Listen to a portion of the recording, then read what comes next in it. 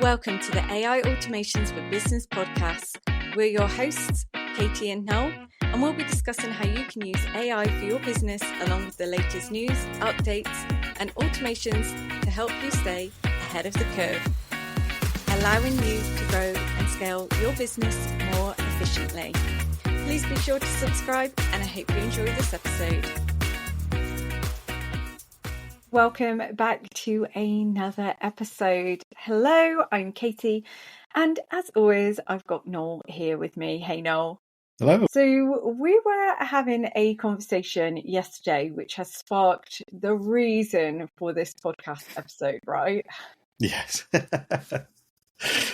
This thought entered my head because I had seen I think like a Facebook post somewhere, and someone had said, like, please don't upload my slides into ChatGPT. And I was thinking, that's interesting because actually once that's out in the public, you don't really have control over that sort of thing, do we? Like we never really have. No, I know. I guess also it kind of like gives you the idea to actually input it. If some people might read that and think, "Oh, I didn't think about putting it in there," and then put it in there anyway. Yeah, there is that. So I was thinking, oh, I wonder why this person doesn't want those, slides uploaded. So I kind of like scrolled back and like clicked on it. And I kind of hadn't really thought about what does happen when other people upload your content into ChatGPT or LLM. Mm-hmm. And what does that mean? Do like other people then have access to like your paid things and things like that? So this is where we were having this conversation, wasn't it? Yeah. It's a deep dark hole to jump into. Yeah, this is what goes on in my brain. So we were having this conversation. So I said to Noel, if I had attended like your paid, let's say, webinar masterclass, and at the end of the webinar masterclass, you said to everyone, I'm going to give everyone my slides. So I've attended, I've paid, and then I've got your slides, and then I'm going to upload them into ChatGPT. What does that mean?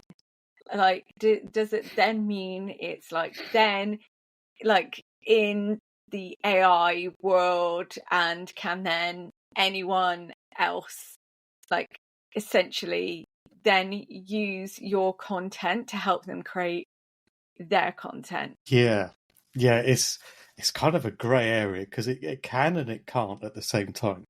So yeah, it's kind of important to understand the difference between the two, but then you don't really have any control over someone else's ChatGPT settings. So it is very tricky to kind of say, well, you need to tick this box, but if they don't tick a box, then it could be available and being used to train the next version of ChatGPT. Yeah. Which isn't ideal for if you want to keep that secret. Yeah. Because you were saying as well yesterday, like, so we've obviously now gone and done a bit more research on this today after this conversation that spiraled into, a deep black hole.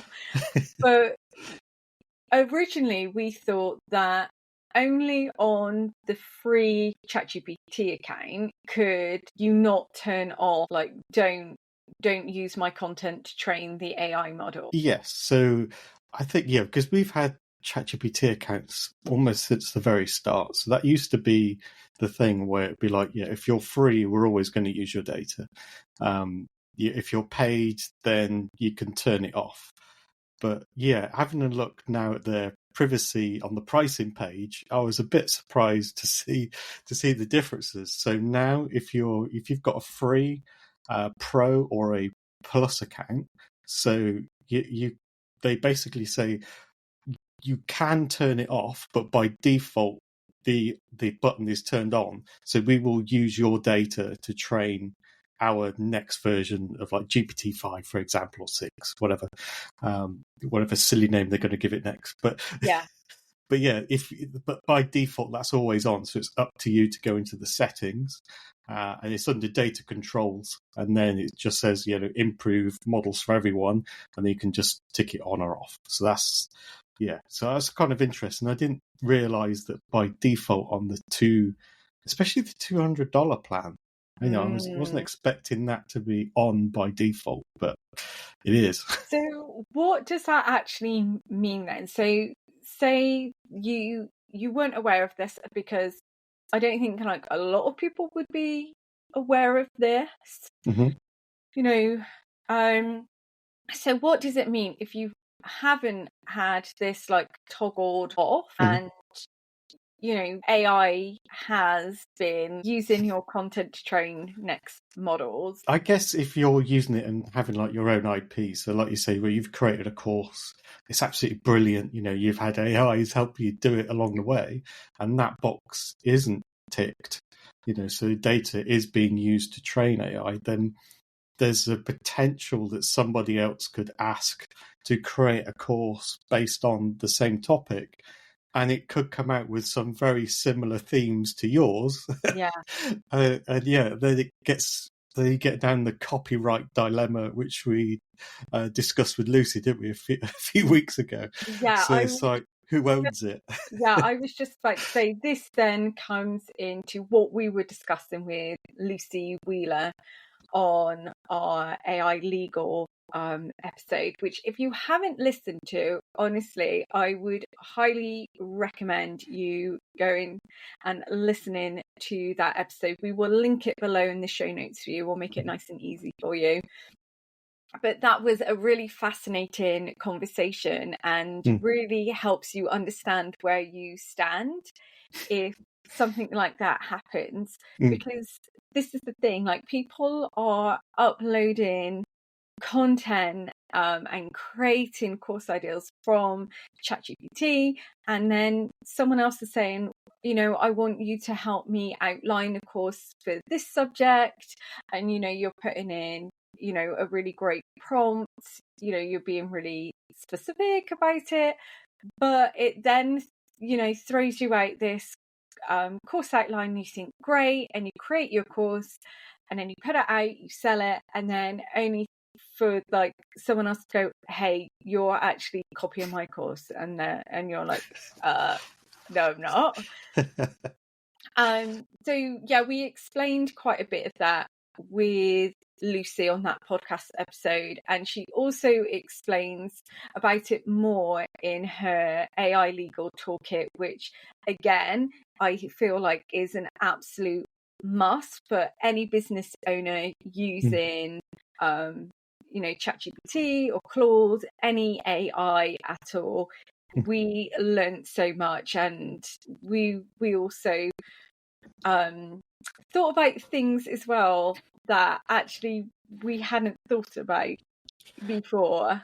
It opened our eyes quite a lot, didn't it? Yeah, I mean, we always did best practices, but so there was still a few bits like, right, okay, I hadn't fully thought about that, in that much detail. I was like, okay, yeah, we need to figure this out. Yeah. And protect ourselves. Yeah. Okay, so now we are all obviously going to go and turn that setting off.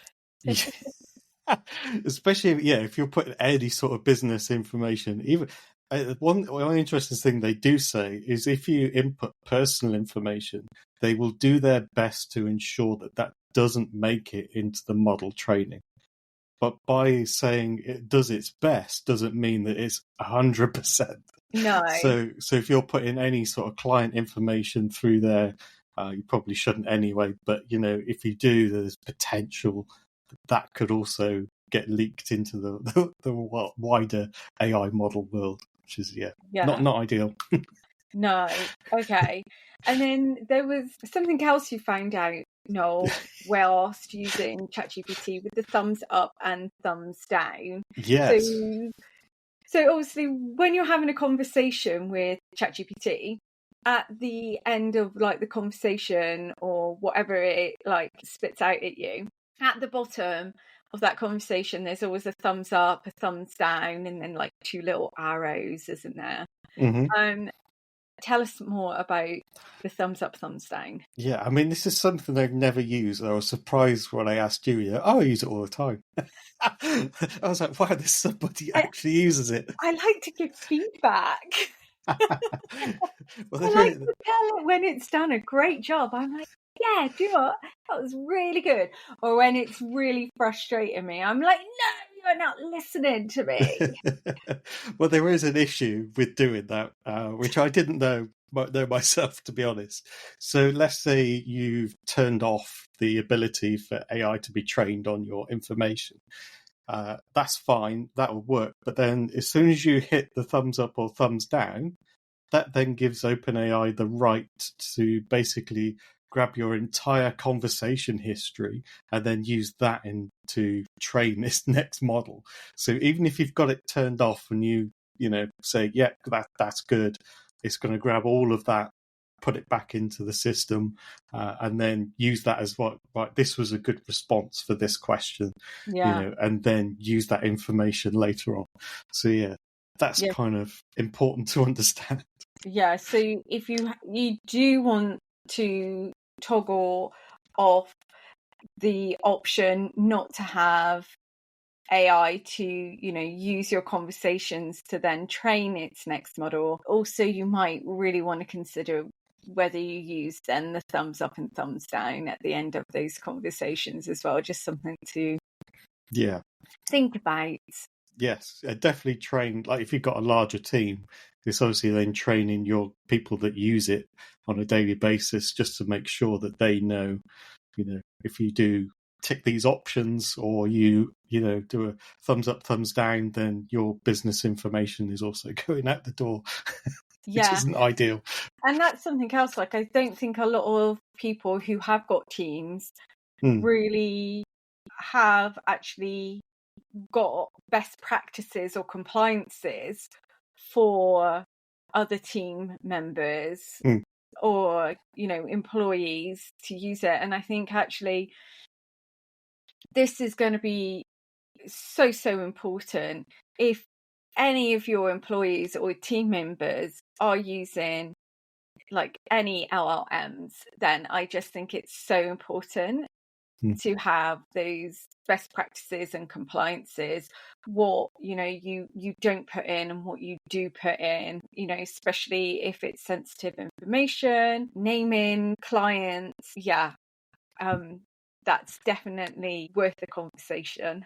Yeah, but I guess if you have a bigger team, you're probably going to move to the Teams plan anyway, or maybe even Enterprise if you're a really big business.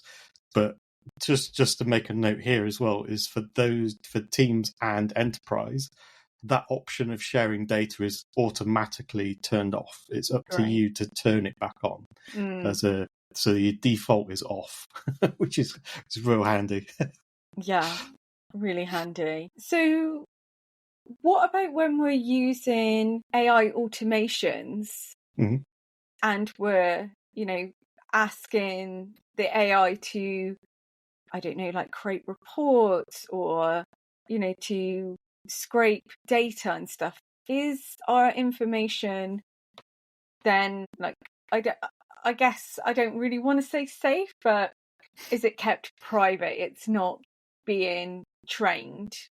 Yes, it's not using that data at all. So yeah, if we're using it, in an automation, we'll be using the API to access it programmatically. So if you're using that, then they do not train any of their models based on anything that goes in or out using that API.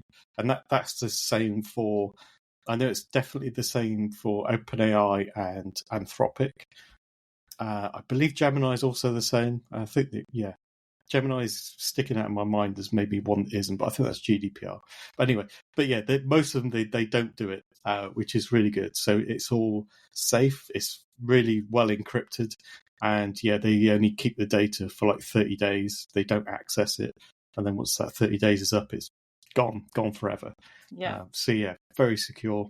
There's no no real need to worry. And that's something that people always ask us and say, well, because they know like ChatGPT, their stuff can be used to train the models, so they do get a bit, worried, and quite rightly worried. They're thinking, Yeah. well, if I'm creating these documents and reports, which is like our IP, our special thing that we do, I don't want that going somewhere else. And with the API, we're all good.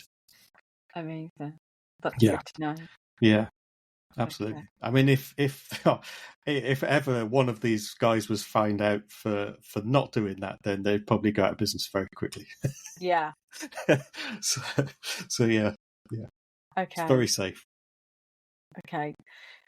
Well, I'm glad that we've had this conversation, because I feel like for so many people, it's going to be something maybe that they haven't even thought about. Mm-hmm. So, yeah. I guess there's also one added extra bonus as well. So we had this conversation last night, and while I was sat having my morning cup of tea, something popped up on YouTube, and it was the new offline version of ChatGPT. So OpenAI released a new model which you can download and have on your local computer, and basically have ChatGPT fully offline. So that came out yesterday. So I've tested that this morning. It works well. You do need a good computer though. You can't. I tried running it on my MacBook M3, and it was like, nope. Even Why wouldn't it run on your MacBook 3? So it comes down to the GPU VRAM, to get technical about it. But it comes Can you down. explain that for someone who isn't technical? The VRAM is what's kind of used to do all this complicated computing power.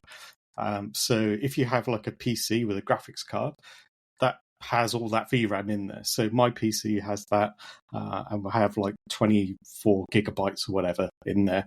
And these models, or at least the lowest model, needs at least 16 gigabytes of VRAM.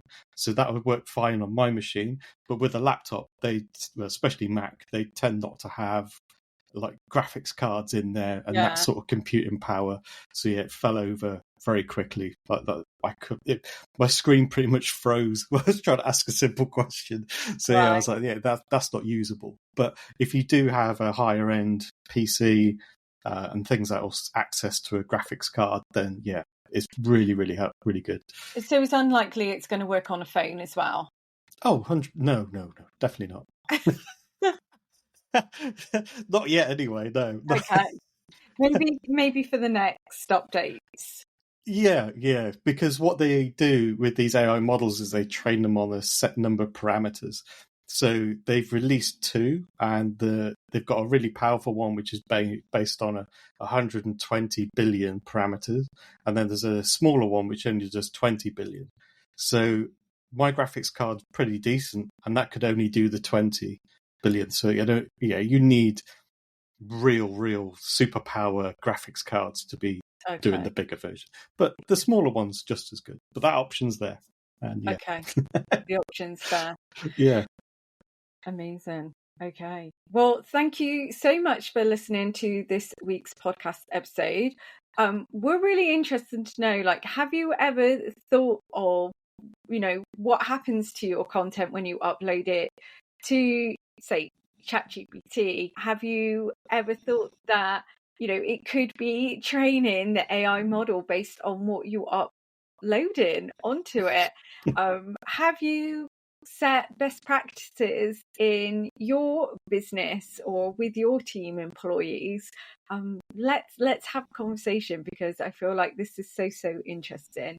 And again, we'll leave all the links that you need below, and we will catch you next time for another episode very soon.